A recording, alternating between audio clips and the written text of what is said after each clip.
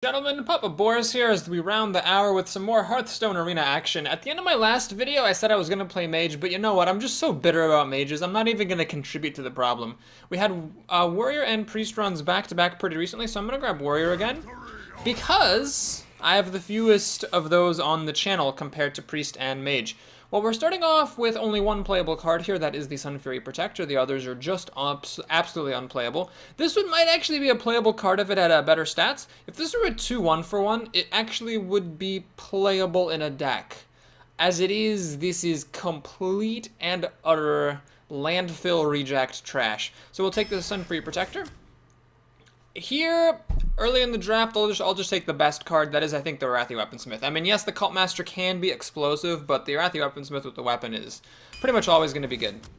Okay, I've actually had a friendly poster comment that the Nightblade is not unplayable, and I've been pretty much saying that this is an unplayable garbage card for the entirety of my Hearthstone career.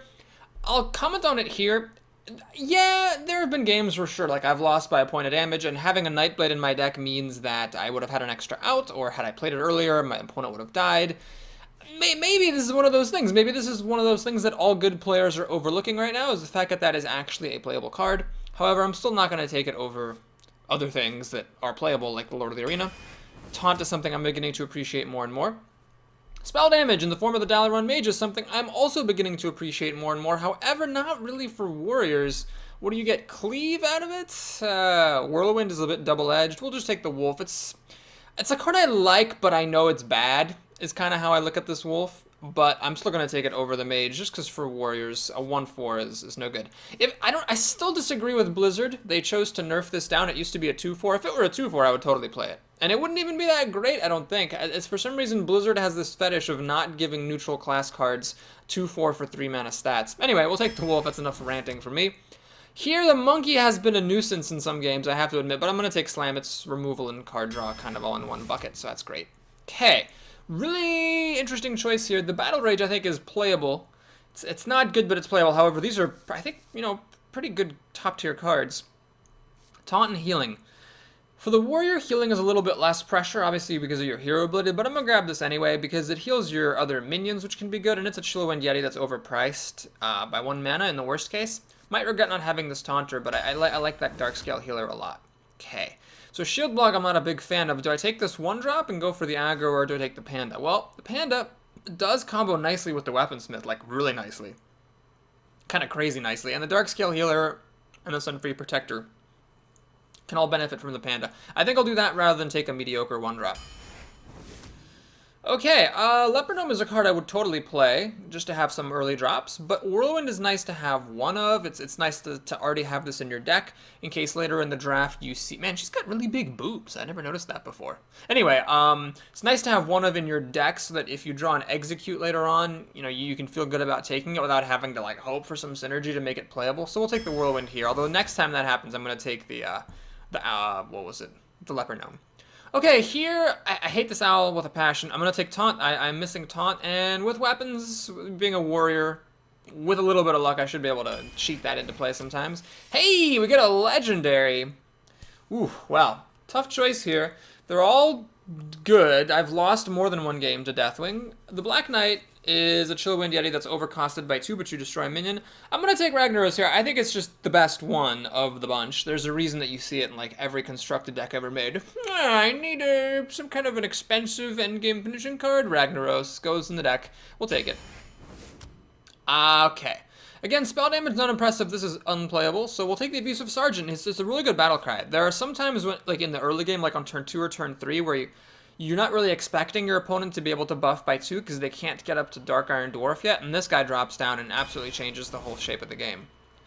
Boy. I'll take an out against weapons, but man, I'm getting a little bit too many 2-drops here and not enough anything else, if you know what I mean.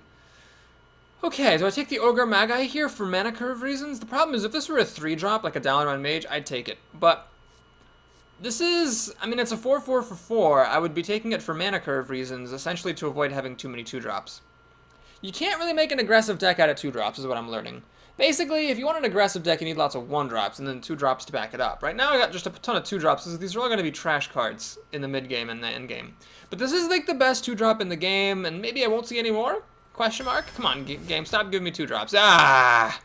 This is sort of removal which warriors lack, and it is actually enhanced, potentially by the abusive sergeant, and by the direwolf, and sometimes even by the panda here. So it's not to be underestimated, taking this as a removal card. This, however, is a good 4-drop, and we do sort of need a mid-game here, do we not? Let's see, what else do I have for removal? The Whirlwind and Slam? Oh, jeez. Okay, I would take this for mid-game and mana curve reasons. However, I think I need removal really direly, so we're going to take the Bluegill Warrior. Okay, well, Harvest Golem is something I wish I had seen, like, in place of the Direwolf, in place of the Berserker, in place of the Ooze, in place of the Panda, really any of my 2-drops. But I can't pass on a Fiery War Axe, I'm sorry.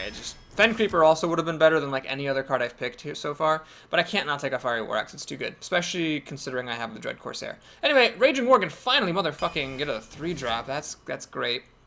I'm really losing respect for the Stormwind Champion. It's just too hard to get out there. I already have a really expensive endgame finisher, so we're taking a 5-drop. This is offensive, this is defensive. With this curve, you might think I'm trying to be offensive, but I'm really not. I don't have any way to kill my opponent. You just can't do it with nothing but 2-drops. So I'm going to take the Taunter here, although I think the Tiger is, of course, the better card. I could use more Taunt, and I think this deck is going to have to shape up a bit defensively here. Get another chance for one of these, or I could take an Inner Rage. What does this really benefit? Well, it benefits the Worgen, and it benefits the Berserker. Alright, I think I'm going to grab it, rather than another mediocre 5-drop. I need 3s and 4s. Where are they? Well, Fiery War Axe, let's just take that. Ah, of course, they're all in the same pack. So, Defender of Argus, Refrothing, Berserker. Well, you know what? I just need 3-drops. I mean, I've got 2 4-drops and 1 3-drop.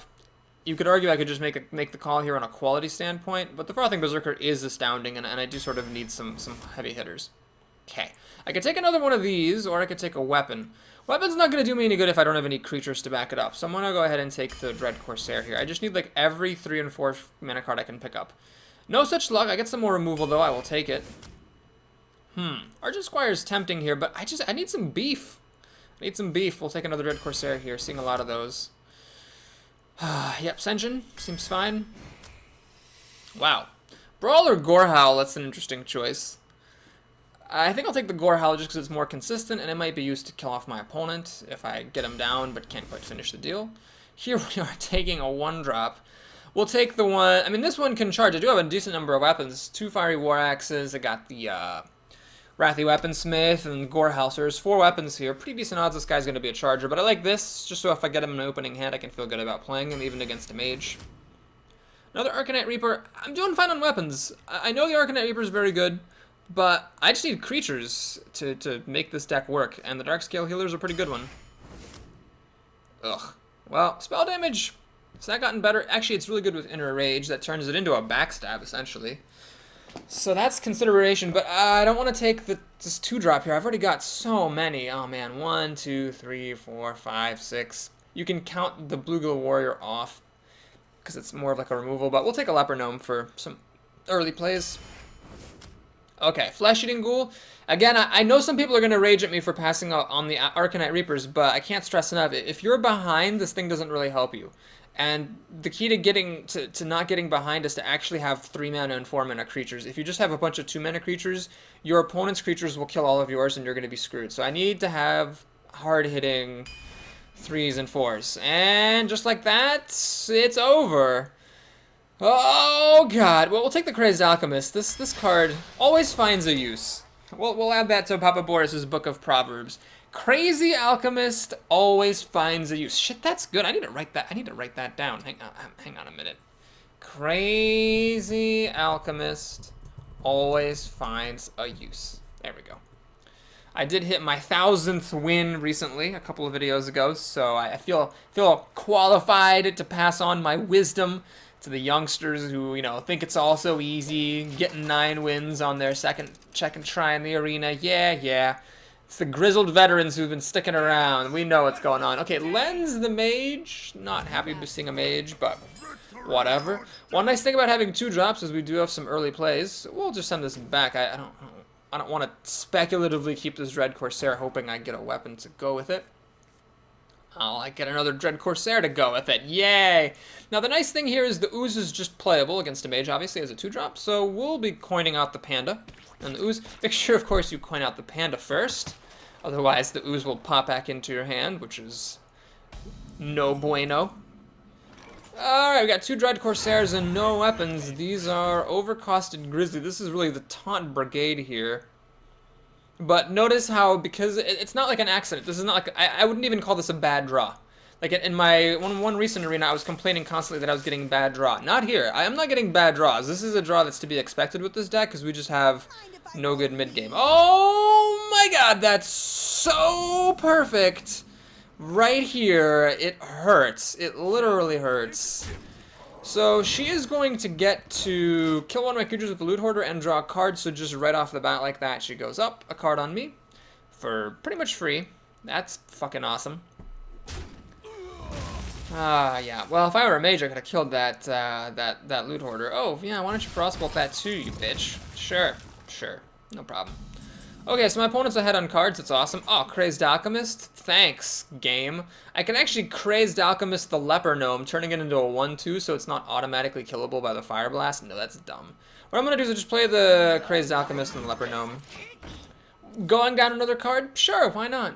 Why not? We're up against a mage. Might as well have nothing but bad cards to look forward to as we go further and further into card disadvantage. This is not an auspicious beginning for this arena.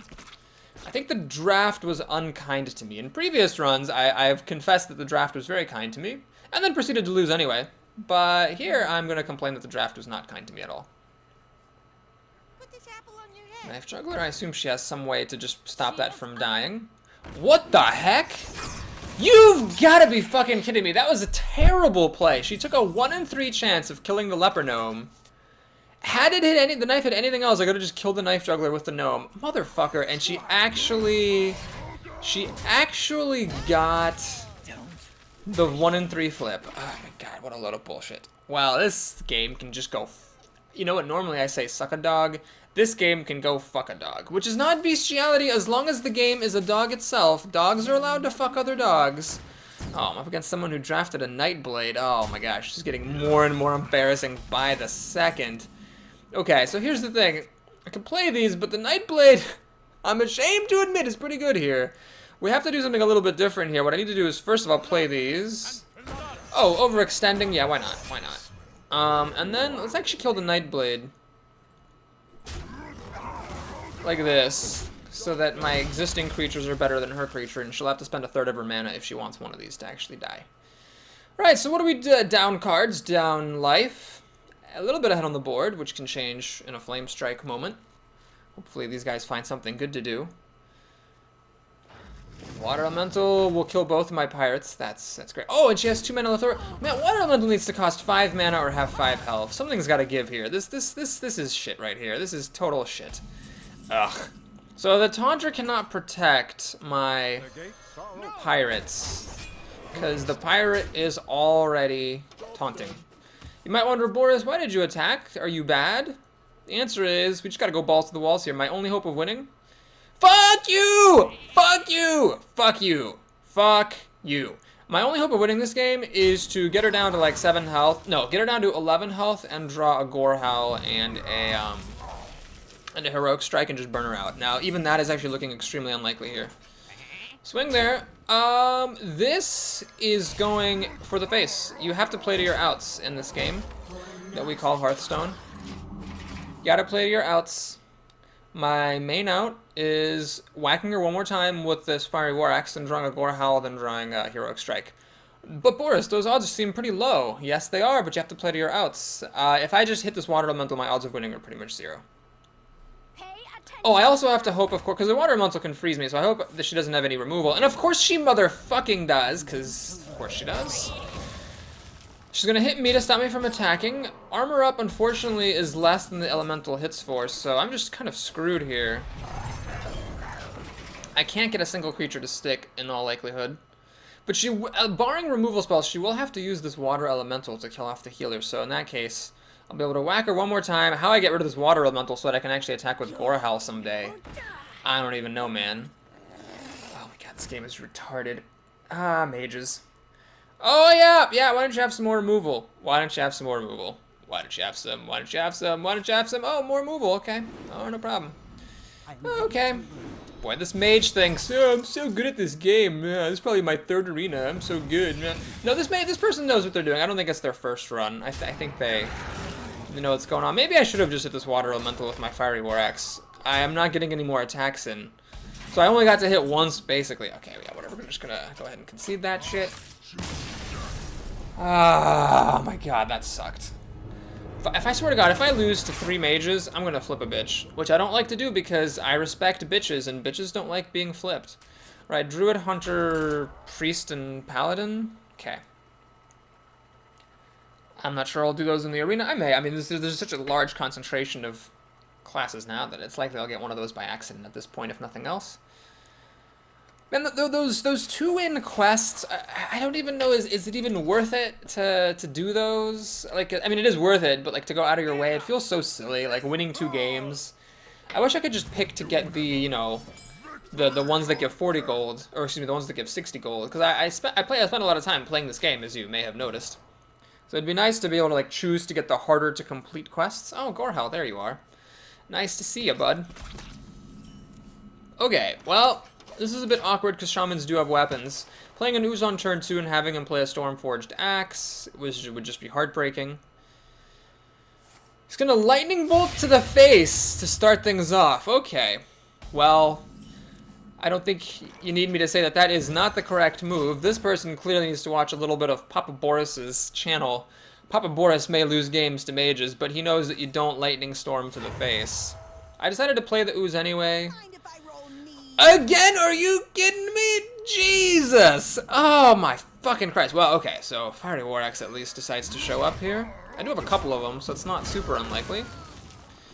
My life is a bit low, but that's because my opponent went down a card lightning bolting me, so, he didn't go down a card from that Loot Hoarder, because the Loot Hoarder drew a card upon death. But he will go down a card as soon as this kills something, like this Tauren Warrior. This is not a mistake. This is not a mistake at all. You gotta play stuff into the Fiery War Axe. You can't just hold all your creatures in your hand. You just gotta let your opponent have the card advantage and hope for the best.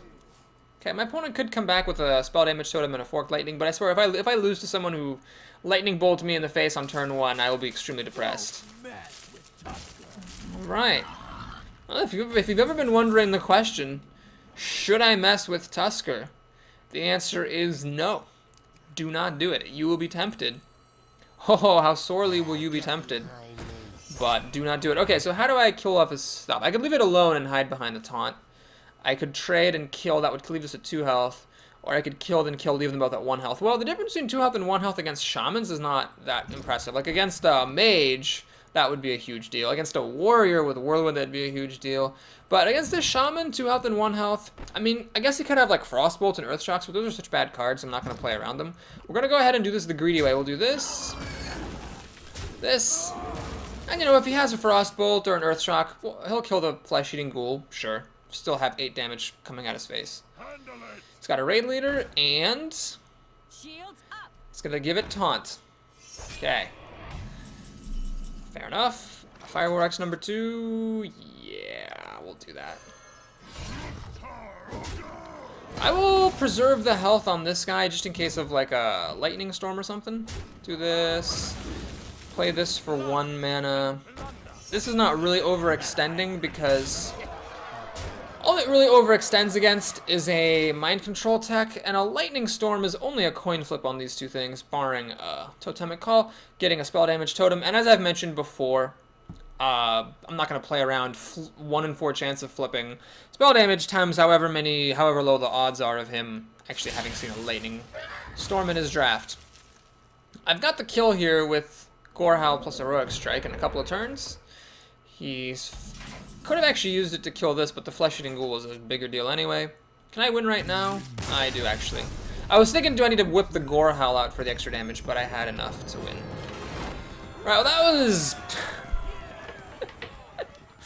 All right, but we beat a shaman. I don't know how much pride I can take in the victory. I apologize. I was bitter from the first game, so I was much meaner to that shaman player than I should have been. But the takeaways from that game are that if you do have spells like Lightning Bolt, no matter how aggressive you think your deck is, do not send your spells at your opponent's face. And the reason for that is that even if you're being super aggressive, you're actually going to get more damage out of that Lightning Bolt by killing a creature than you are by hitting your opponent in the face. Because if you hit your opponent in the face, you deal 3 damage. If you kill an opponent's creature, and because of that one of your own creatures lives, and because of that you get to attack with that creature, then you compensate for the 3 damage really quickly, and in fact will often do way more than 3 damage in the end. Obviously, if you can kill your opponent directly with a Lightning Bolt, then do that, but in the early game, when your opponent's at max health, you don't want to hit the people in the face, no matter how aggressive you think you are. Okay, that was Papa Boris's lesson of the day. Thank you so much for watching. If you enjoyed the video, please like and or subscribe. I have a feeling the next video is going to be super short, because if that first game is any indication, we're going to get steamrolled here, but I'll look forward to seeing you soon with the rest of the games. Till then.